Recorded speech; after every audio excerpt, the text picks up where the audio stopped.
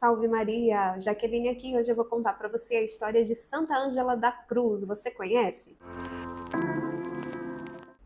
Ângela nasceu nos arredores de Sevilha em 30 de janeiro de 1846. Foi batizada no dia 2 de fevereiro, na paróquia de Santa Lúcia. Seu pai era um cozinheiro chamado Francisco.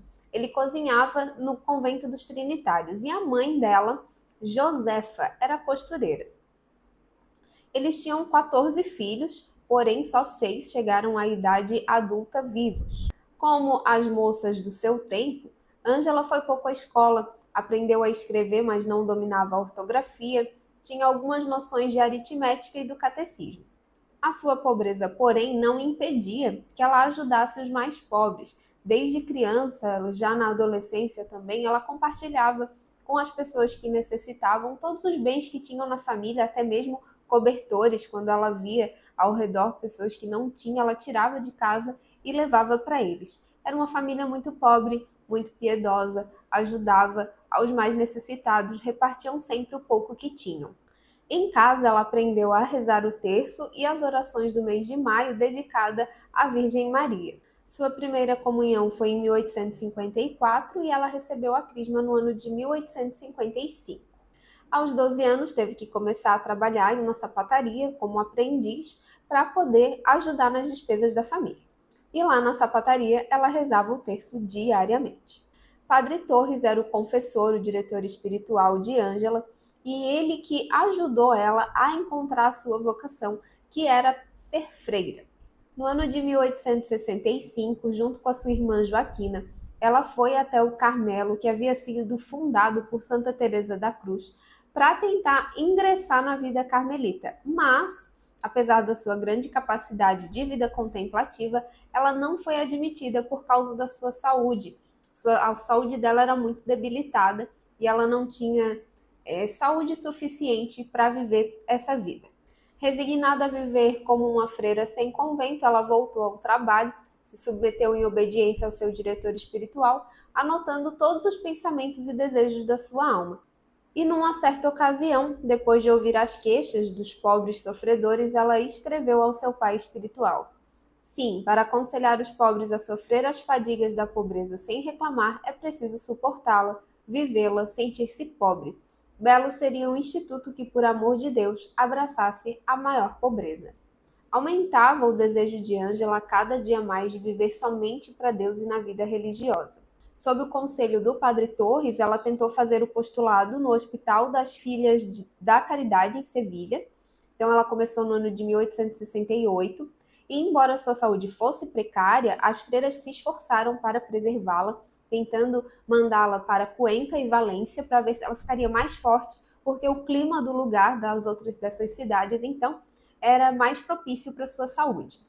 Porém, eles tiveram que devolvê-la para Sevilha porque não estava adiantando, mas quem sabe, né, numa tentativa de que os ares da sua terra natal, né, da sua terra nativa, ela conseguisse melhorar a sua saúde.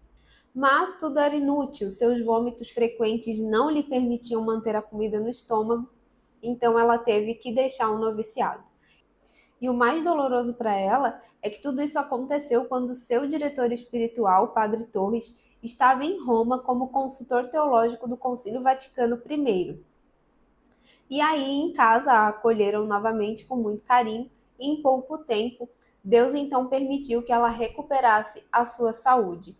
E aí ela voltou para a oficina de calçados. Padre Torres, então, quando volta de Roma, porque aí o concílio tinha sido suspenso no ano de 1870.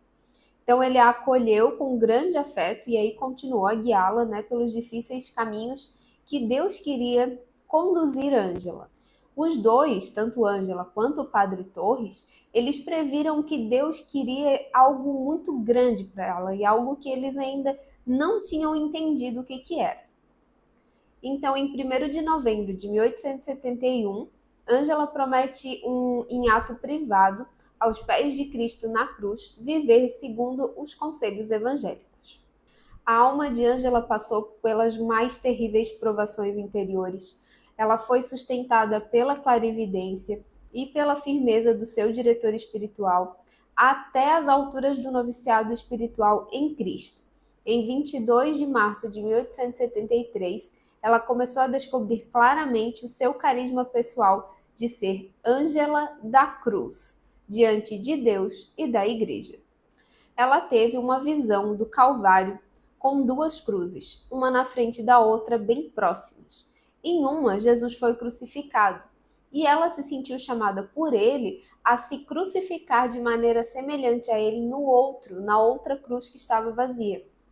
Com desejos tão vívidos e anseio tão veemente e consolo tão puro, que não tive dúvidas de que foi Deus quem me convidou a subir na cruz, escreve Santa Ângela. A partir de então, ela passa a viver a pobreza total, o desapego de todas as coisas terrenas, imitando assim São Francisco de Assis, né, que tinha essa característica mais típica de se humilhar e de viver a pobreza.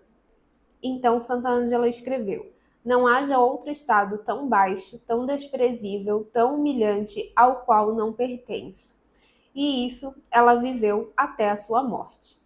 Santa Ângela encontrou o tesouro que lhe era revelado como a vontade de Deus para criar um instituto de vítimas que querem se juntar a Jesus na cruz para a salvação de seus pobres irmãos. As luzes e graças recebidas de Deus naquele momento revelaram não só o espírito do novo instituto, mas também com luzes e energias espirituais extraordinárias na história da espiritualidade. Santa Ângela então sentiu a necessidade de refutar a corrupção do seu século com a vida dessas novas freiras que estavam sendo reveladas. Os livres pensadores da época pensam nas freiras como pessoas que não querem trabalhar e buscam uma vida confortável. E dos que se dedicam à caridade, eles sabem apenas como andar sem que lhes falte nada. A regra dessas freiras era mostrar pelo exemplo que apenas pelo amor de Deus elas abraçaram o oposto. Então elas combinaram em uma única vida a penitência dos padres do deserto com a caridade de São Vicente de Paulo, a contemplação e a pobreza dos religiosos mais escondidos com a vida mais trabalhosa de quem mais trabalha para aumentar a ajuda dos pobres.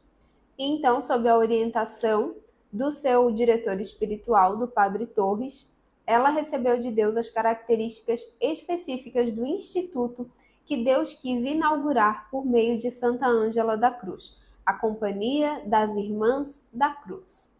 Ela continuou trabalhando na oficina como sapateira, a pedido do seu pai espiritual, né? Ele falou para ela, continua trabalhando lá. Enquanto isso, ela ia dedicando tempo livre para recolher as luzes que Deus lhe deu sobre a sua vocação e sobre também o futuro instituto, até receber a ordem de deixar a oficina e dedicar todo o seu tempo à fundação.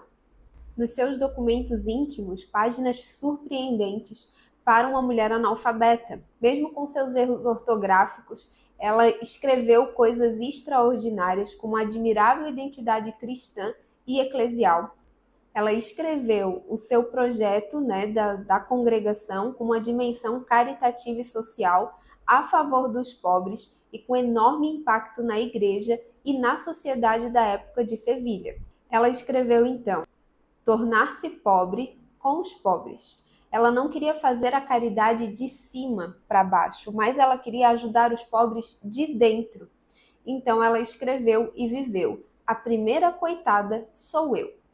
Em 2 de agosto de 1875, o Padre Torres celebrou a Eucaristia na igreja do convento dos Jerônimos de Santa Paula, e aí estavam presentes Ângela e outras 3 mulheres, Joana, Josefa e outra Joana, que elas estavam dispostas a desvendar o mistério da cruz na oração e no serviço dos pobres. Depois da missa, elas se mudaram para um quarto alugado, na qual havia uma mesa, algumas cadeiras e algumas esteiras de junco que serviam de colchão e travesseiro.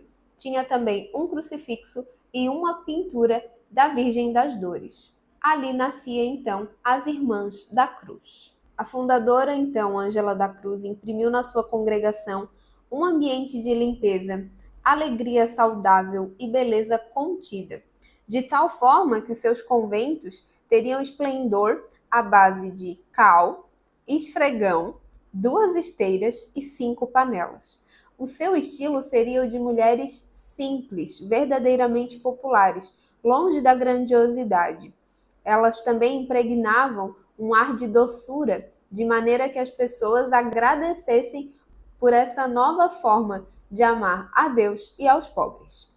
Depois, então, elas foram para a rua, começaram a recolher meninas órfãs dos doentes que cuidavam. Então, se mudaram para uma outra casa maior, onde podiam contar com a presença da Eucaristia.